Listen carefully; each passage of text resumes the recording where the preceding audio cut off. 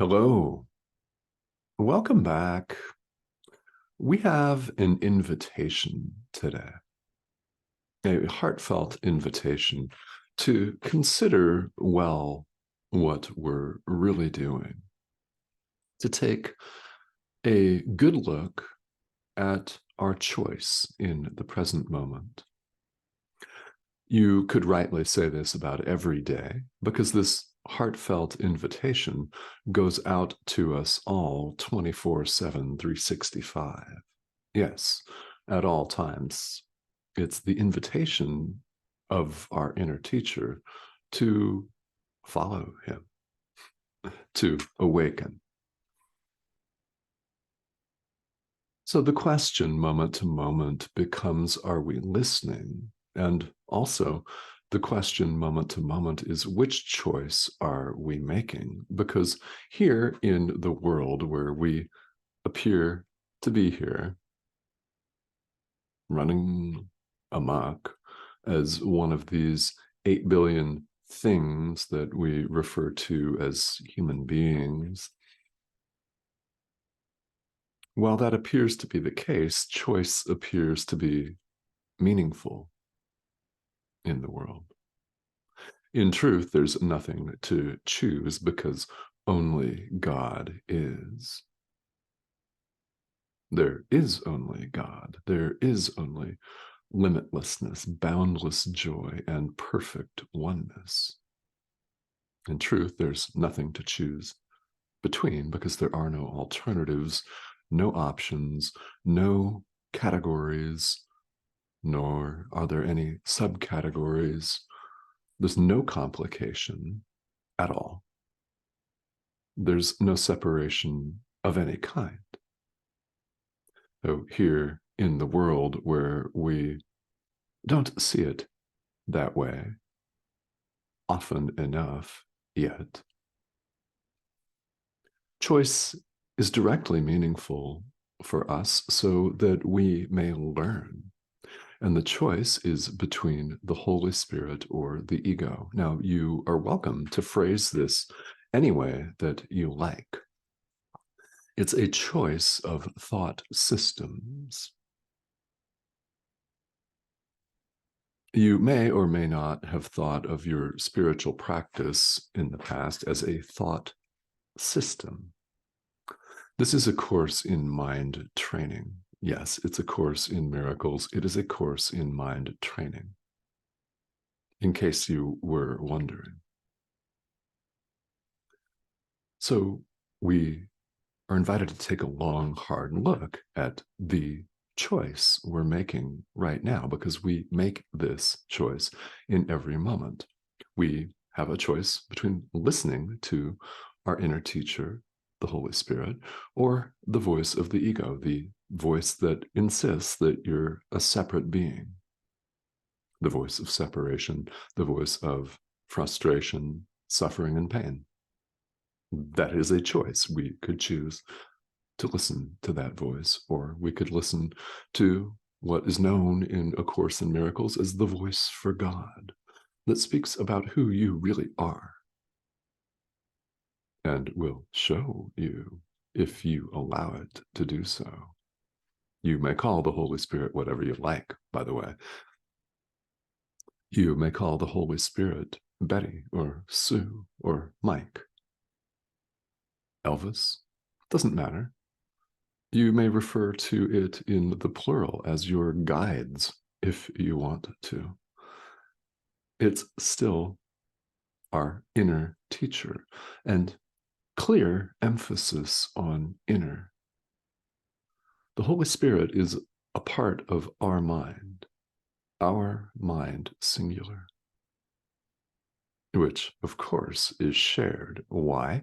There's no separation of any kind. This is an idea that is well worth repeating again and again and again and again and again and again and again and again and again. Because one day, and perhaps that day is today, it will really stick. And I hope that's the case right now. You'll really get it and be inspired to practice, to take action based on your conviction that comes from experience. I definitely hope that. So, put another way, this is a choice between the grandeur of God and the grandiosity of the ego. This is the next section in the text. We're in chapter 9. This is the final section of chapter 9 here. It's called grandeur versus grandiosity. And the first couple of paragraphs that we'll look at in the next few minutes are very, very important. And Jesus just kind of lays it right out there and invites us to think about it. Yeah, food for thought and practice. Grandeur is of God. God is limitless.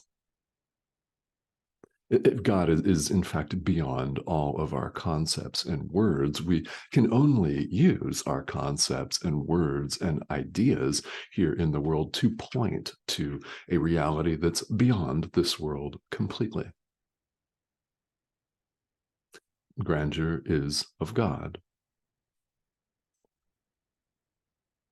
It's in you because of that. Grandeur is of God, therefore it's in you. I know you're doing the verbal math. I invite you to persist with that verbal math. Let the ego be mortally afraid. It's afraid anyway.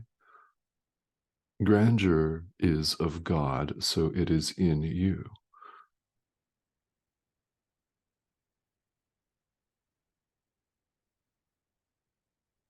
There's no need for you to harbor any doubts about your reality.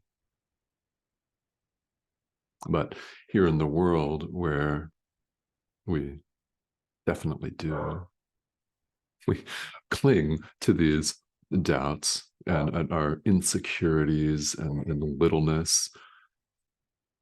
This is where choice becomes meaningful. So, are we choosing the grandeur of God or what is known here as the grandiosity of the ego? So, let's say a little bit more about that. When you become aware of the grandeur of God, you abandon the ego automatically because it looks shabby, it looks unworthy of you, and it is unworthy of you. It's a nothing, and that is not worthy of the Son of God. So there's no reason to think you're an individual self-sustaining survival unit doing pitched battle because people say you have to. Yeah, no, you don't. You don't. Now, we continue to look like we're running around here in the world. This looks like a middle-aged man, age 51. In fact, this thing is going to turn 52 in about a month. But what is a calendar year, actually? It's nothing. Time is a separation device, just as space is a separation device, just as the physical body is a separation device. However, we can use it for the purposes of healing the mind. The proper use of the body is to place it in the service of our inner teacher, the Holy Spirit, and heal the mind, extend love, forgive the Son of God, forgive, forgive, forgive, look beyond the surface to the reality, to the essence of who we really are.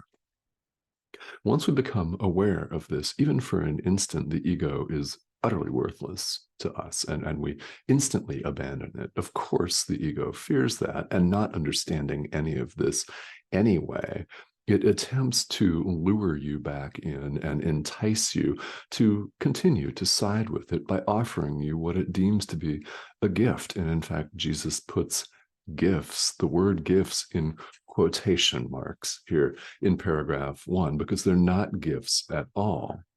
What the ego offers you is a belief in your specialness, in your superiority, in your kingliness, your worshipfulness. All of it predicated on the idea of you being separate from your brother. So it offers you self-inflation. It offers you a big head, in other words, an egoic sense of self-righteousness and pride and superiority, thinking you're the bomb and everybody else sucks. Sounds like daily life. Sounds like the way we've all been conditioned too, through no fault of our own, but that is where we appear to find ourselves. Emphasis on appear to find ourselves.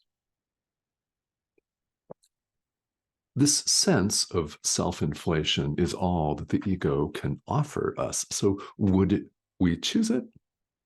But would you choose a sense of self-inflation that's always based on competition and attack? Because when you see yourself as separate from your brother, you're going to reinforce that separation. I mean, sometimes you see yourself as better than he is.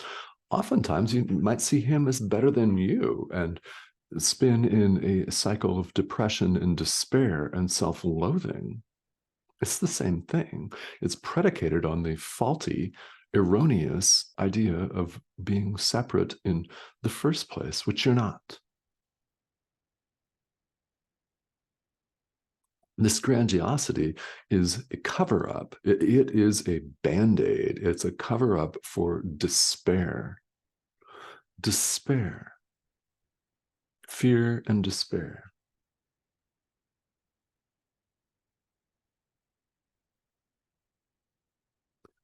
Siding with the ego is completely without hope. We should think about this. Siding with the ego is completely without hope. Why? The ego is not real. You're literally siding with nothing. So, how can there be any hope of awakening when you continually side with nothing and recycle your own guilt and fear? Here in the world, when we think we're an ego, when we think we're an individual separate from other individuals, we do the same thing over and over again. We play our ridiculous little separation games. We set ourselves up in competition with one another that no one ever wins. There's no separation of any kind. Why does no one ever win? You have no opponent. Now, here in our little games, like our sporting events, like our corporate games, there appear, here there appear to be winners and losers based on rules that we've completely arbitrarily made up. I mean, if you don't think that the game, so to speak, is completely arbitrary and invented, take a look at the scoring for rugby and American football. It's a little weird. Just saying. It's made up. It's all made up. So businesses, nation states compete with each other based on premises that are complete inventions that have absolutely no reality. Their foundation is completely and utterly untrue. Completely untrue. Now, we don't have to believe this. You don't have to believe this, by the way. You may be on the verge of turning this off or navigating to some more flattering content on the internet. But here you still are. I know why you're still here. It's because you're listening to the call of our inner teacher. That's a beautiful thing. I hope that you realize that. Because, of course, there's a lot of other content out there. And part of our present moment choice between grandeur or grandiosity, between truth or illusion, God or the ego, however you choose to characterize this singular choice in words, however you do that, you're here. There's a lot of other content out there. And somehow you're interested in spirituality. And even more than that, you're interested in this big, thick book called A Course in Miracles. What's that? Well, it's a course in mind training. Welcome. What's the payoff? Awakening, which we all want. Now, we could choose to run and hide and play it small. And we could choose to deny all of this. You could think that this course is complete BS. It's up to you. I mean, there's nothing that I or anyone else can do about that. It's your choice. You could choose to listen to the ego, or you could choose to listen to the Holy Spirit. So we're invited to consider what happens when we listen to one and not the other.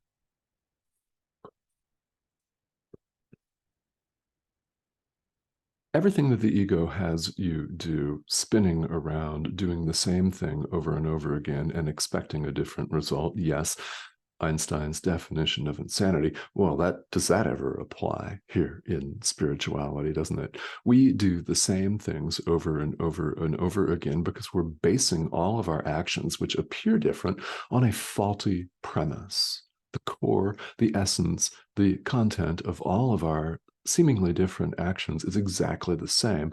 So because our premise is faulty, i.e., that we're separate beings,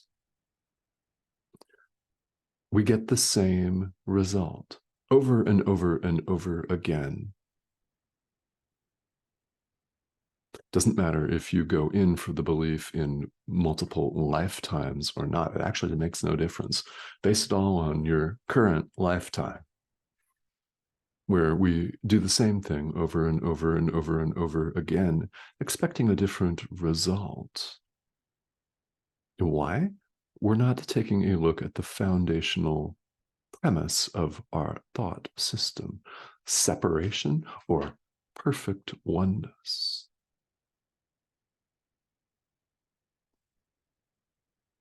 We're invited to choose. That's the choice. We're invited to allow perfect oneness, truth, to be just as it is, and to set aside all of the ego's games and cover-ups. Because all it has us doing is attempting to cover up and mask and hide our sense of littleness, which we inevitably feel again, no matter what we do to our brother or ourselves, because it's predicated on the belief that this littleness, separation, is real. It's predicated on the belief that we're little individuals cut off from God, and therefore we're sinning against Him. There's no sin. God has no ego to be offended. If you've ever thought that, as you were being force-fed the idea of sin in church or Sunday school, I know this applies to many of you, there's no sin. If you ever thought that, that is correct. There is no sin. You are not a sinner. You are not a sinner. There's no sin. It's impossible. God has no ego to be offended. He's not offended by anything that you do today. You're not worthy of punishment and death because you did something yesterday to your brother. You spouted off and said something nasty, or you typed something out on social media that you regretted either immediately or shortly thereafter. Forgive, forgive, forgive, forgive. There's no sin.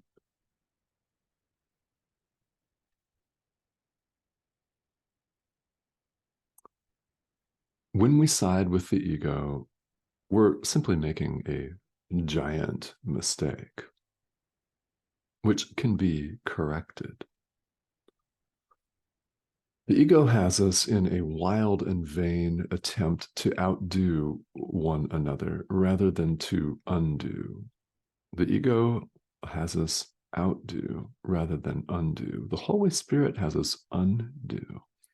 Unravel, undo the ego's thought system by withdrawing our allegiance from it and accepting the correction of our inner teacher instead, by accepting truth just as it is and allowing it, instead of continuing to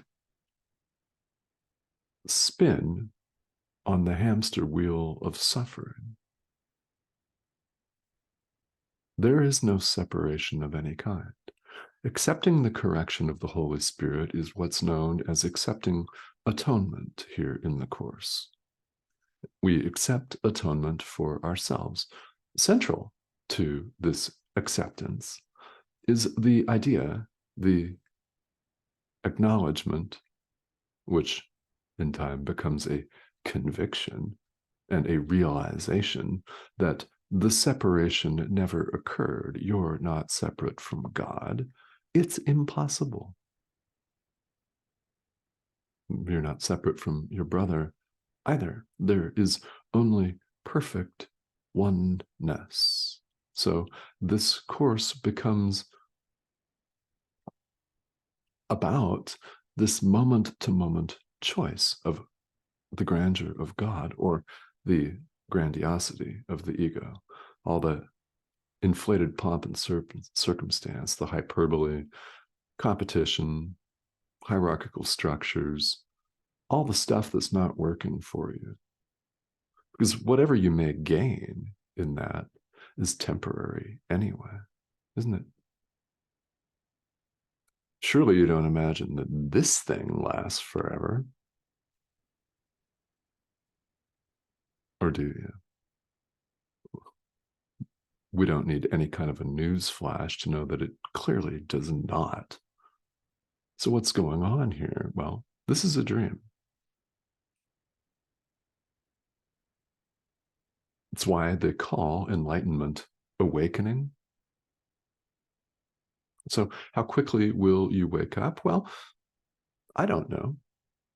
We have only the present moment to choose the thought system of the Holy Spirit over the thought system of the ego. But I will tell you this, the more you become aware of this choice, which is very important when we're carried away with all our to-do lists and all of the drama that surrounds us in our daily life, the more we become aware of this choice for love, for God, for the Holy Spirit, and we make it again and again and again, the closer this awakening grows in time. It's beyond time completely, but we are undoing time. Once you learn a forgiveness lesson, you do not have to repeat it. It may be helpful for you to view our entire experience as a movie. And we're sitting in a movie theater with an old-fashioned projector house up top with a big giant reel of film that's being played and projected onto the screen of life. And we're all seated in the theater. Some of us may be eating popcorn and enjoying ourselves. Some of us may be asleep. Others have to pee, just like at a movie. And there is an exit, those illuminated exit doors with the little red lights, so you can go out. Say it's shining outside, the sun is shining. You could choose to get up and walk out of the theater right now. When you do, other people are still in the theater having this 3D dream. But you don't have to. Now, with the shortening of time, when you practice true forgiveness and extend love to your brother, time is shortened. That is a forgiveness lesson that you do not have to learn. So consider it splicing a piece of film out of the reel. Time grows shorter.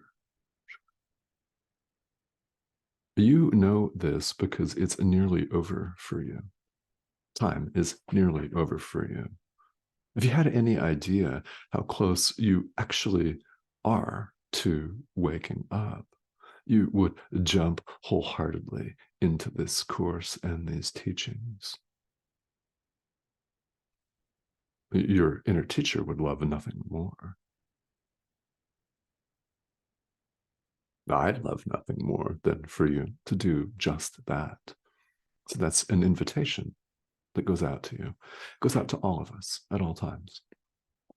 Along the way, you have help. Of course, you have first and foremost your inner teacher to call on for guidance. You also have people here in the world to call on for guidance. And to the extent that you have questions and you would like to discuss something related to this course or spirituality in general, you're more than welcome to ask those questions here. This is part of the reason why I offer these videos, is because we all should acknowledge that questions will arise on the spiritual path. That's a part of it. It's a natural part of it because we're doing nothing less than a 180 in terms of how we see ourselves, the world, and everything in it. We're switching our thought system completely. So questions will naturally arise. To the extent that they do, you're more than welcome to leave them here and we can discuss. I aim for this to be a safe place for us to engage in a dialogue. Because some days it seems, doesn't it, that there are more questions out there than answers. So if you're experiencing one of those, I'd love to hear from you. Also, if you want to just pop in and say hello, that is most welcome also. The subscription button is here in the corner of your screen. Go ahead and click on that and join us. We'd love to have you subscribe. There are several videos offered here each week, and we're going through the text of A Course in Miracles. By the way, these videos are appropriate for all experience levels, including those who are just checking out this course and may not yet be course students. So wherever you find yourself, welcome. It's great to have you, and I will see you very soon.